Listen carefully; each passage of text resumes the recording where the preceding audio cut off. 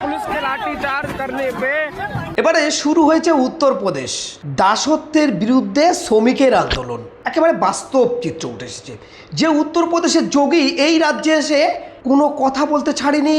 শ্রমিক থেকে শুরু করে মসজিদ থেকে শুরু করে সেই উত্তরপ্রদেশে আগুন জ্বলছে। আগুন শুধু একটি জায়গায় নয়, ৮০টি জায়গায় পুরো রাস্তা অবরোধ করে শ্রমিকরা আন্দোলন চালাচ্ছে। কোন শ্রমিক? যে শ্রমিকরা 10 থেকে 14 ঘন্টা খেটে মাসে পেত 10,000 টাকা, 8,000 টাকা। ভাবতে পারেন সেই যোগে এই রাজ্যে এসে বড় বড় কথা বলছে। এবং এই শ্রমিকরা যখন তাদের কাছে মাইনে বাড়ানোর কথা বলতো, রোজ বাড়ানোর কথা বলতো, সোজা বাংলায় ঘাট ধরে বার করে দেওয়া হতো। এমনকি নারী শ্রমিকের আরো কঠিন দিন ছিল। তাদের যদি একটু মাইনে বাড়ানোর কথা হতো, এমনকি তাদের ইজ্জত পর্যন্ত নেয়ার কথা উঠে আসছিল। এই শ্রমিকরা সহ্য করতে পারলো না ভারতবর্ষের বর্বরতার যুগ এবং মধ্যযুগের বর্বরতা ছাপিয়ে যাওয়ার মতো অবস্থা। উত্তরপ্রদেশ, সেই উত্তরপ্রদেশ থেকে আবার এখানে এসে ডায়লগ দিতে এসেছিল।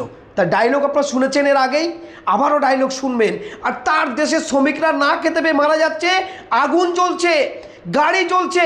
144 ধারা জারি করার পরেও কোনো রকমভাবে থামছে না। শতাধিক শ্রমিককে তারা অ্যারেস্ট করেছে। 8 থেকে 10 ঘন্টা, কারোর 12 থেকে 14 ঘন্টা খাটানোর পরে মাত্র মেলে 8,000 থেকে 10,000 টাকা। এই উত্তরপ্রদেশ দিল্লির কাছাকাছি এবং দিল্লি হচ্ছে রাজধানী ভারতবর্ষের। সেই ভারতবর্ষের রাজধানীর বুকে যদি 10 থেকে 12,000 টাকা ইনকাম করা যায়, 8 থেকে 10,000 টাকা ইনকাম করা যায়, তাহলে মানুষের কিভাবে জীবন চলে? একটি ঘর ভাড়া নিতে গেলে, ঝুপড়ি বাড়িতে ঘর ভাড়া নিতে গেলে বলছে 6 থেকে 7,000, 8,000 টাকা ঘর ভাড়া দিতে হয়। তার বিদ্যুৎ বিল আছে, যেভাবে তেলের দাম, যেভাবে সবজির দাম, যেভাবে ডালের দাম। 4 জন মানুষের যদি খাদ্য খাবার আর ঘর ভাড়া নিয়ে চলতে হয়, মিনিমাম 20 থেকে 25,000 টাকা খরচ হয়। তাহলে একটা মানুষ যদি 8 থেকে 10,000 টাকা ইনকাম করে, তাহলে কিভাবে চলে? তারপরে তাদের সন্তান আছে, তাদের স্কুলে যেতে হয়, তাদের পড়াশোনা করাতে হয়, নিজেদের ব্রাশ আছে, কলগেট আছে, সাবান আছে, সার্ফ আছে, তারপরে প্রতি মাসে তাদের বরং দেনায় জড়িয়ে যেতে হয়। আর সহ্য করতে পারেনি সেই বুলডোজার বাবা এই পশ্চিমবঙ্গে এসে মানুষের স্বপ্ন দেখাচ্ছে। আজানের সুর বন্ধ করে দেবে, নামাজ পড়তে দেবে না। আর পশ্চিমবঙ্গের উগ্র সনাতনী হিন্দুরা রে রে করে হাততালি দিচ্ছে। যান উত্তরপ্রদেশে চলে যান। পশ্চিমবঙ্গে যদি না ভালো লাগে, আমার মনে হয় এই উগ্র হিন্দুত্ববাদীদের উত্তরপ্রদেশে যান, আন্দোলনটা কাকে বলে একবার দেখে আসুন। তারপরে বুঝবেন বাংলায় কৃষ্টি কালচার সংস্কৃতি কত ভালো। হিন্দু মুসলমান বৌদ্ধ খ্রিস্টান একসঙ্গে বসবাস করে। তারপরে কিছু বিজেপি উগ্র হিন্দুত্ববাদী প্রার্থীরা যেভাবে প্রচার শুরু করেছে, এই যেন ধর্মযুদ্ধ হচ্ছে, মুসলমান আর হিন্দুদের মধ্যে ধর্মযুদ্ধ হচ্ছে। বিজেপি যেভাবে পথে নেমেছে, এ কোন নীতি, এ কোন আদর্শ, এ কোন চরিত্র, এ কোন বাংলায় আমরা বসবাস করছি? একবার উত্তরপ্রদেশ থেকে ঘুরে আসুন। যোগীর উত্তরপ্রদেশে এখনো চলছে আগুন। সেই শ্রমিকদের বুলডোজার দিয়ে ঘর বাড়ি ভাঙচুর করা হতো, তাদের জেলে খাটানো হতো। আবার যদি শ্রমিকরা আন্দোলন করে একসঙ্গে হতো, সেই সমস্ত শ্রমিকদের ধরে নিয়ে গিয়ে ফিনিশ করে দিত। এরমই তথ্য উঠে আসছে উত্তরপ্রদেশে, যার জন্য শ্রমিকরা আর সহ্য করতে পারেনি। তাদের নিজেদের বাল বাচ্চার কথা ভেবে, নিজেদের উপার্জনের কথা ভেবে পেটের টানে জ্বালায় আজ রাস্তায় নেমেছে। মানুষ কখন রাস্তায় নামে? কখন মানুষ রাস্তায় নামে?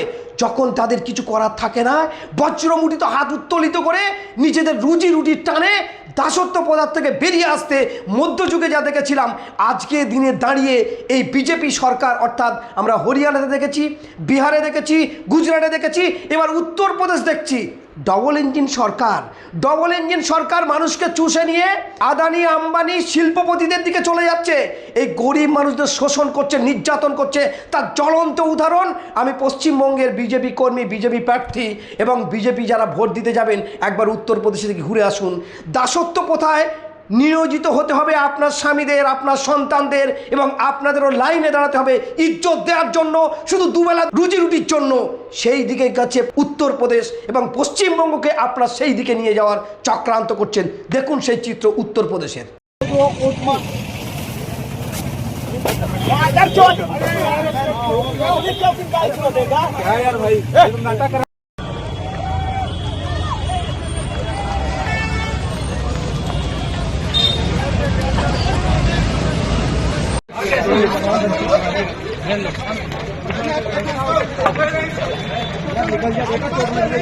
पुलिस के लाठीचार्ज करने पे बंदों में आक्रोश है। बिना वार्निंग के लाठीचार्ज करने पे जनता में आक्रोश है। तो पुलिस की गाड़ी को मतलब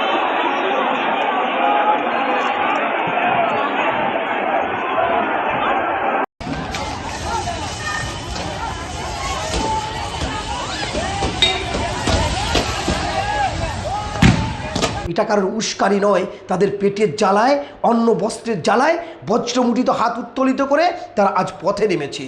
তারা গাড়ি জ্বালাচ্ছে, তারা মানছে না। তারা বলছে বিজেপিকে ভোট দিয়ে আমরা চরম অপরাধ করেছি, চরম ভুল করেছি।